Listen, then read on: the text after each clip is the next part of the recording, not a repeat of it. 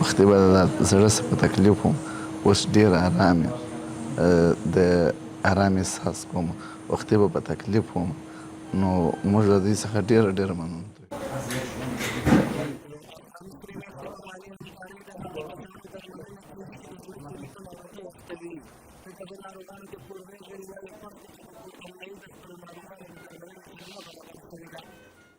موږ ډېر ته خوشاله یو چې چېرته دا بهر ته تللی دی، موږ هېڅ په وس کې نه کېده او دا ماشوم دی موږ خدای ناخواسته له منځه ته، موږ له ډاکټرانو له کارمندانو د سرې میاشتې نه ډېره مننه کوو.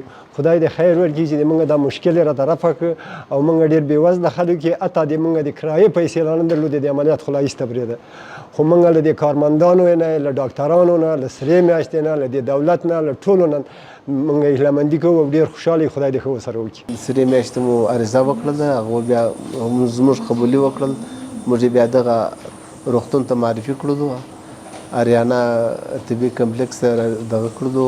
ماشاءالله زما د زوی صحت ډېر ښه دی، موږ د دوی سره راځي، حالات یې د دوی سره راځي.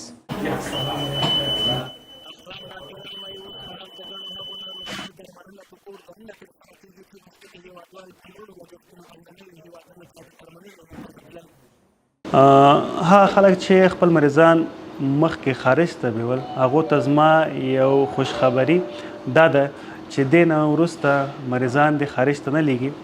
هغه مصارفو چې یوازې د دوی په لاره کې ځینې مصرف کېده، اوس په هغه مصارف باندې داخل افغانستان کې د دوی ټول عملیات کېږي.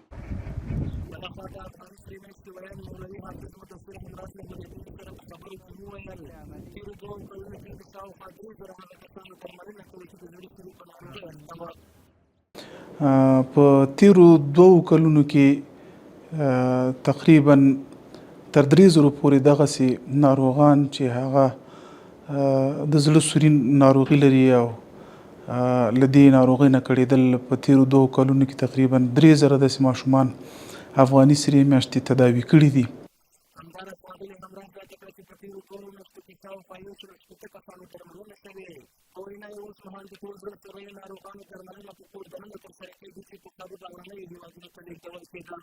دریو میاشتو کې افغاني سرې میاشتې په هیواد دننه روغتونونو ته تقریبا 180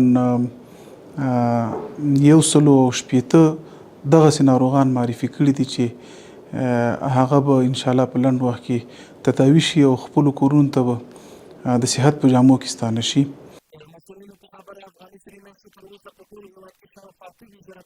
ناروغانو درملنه کړې ده.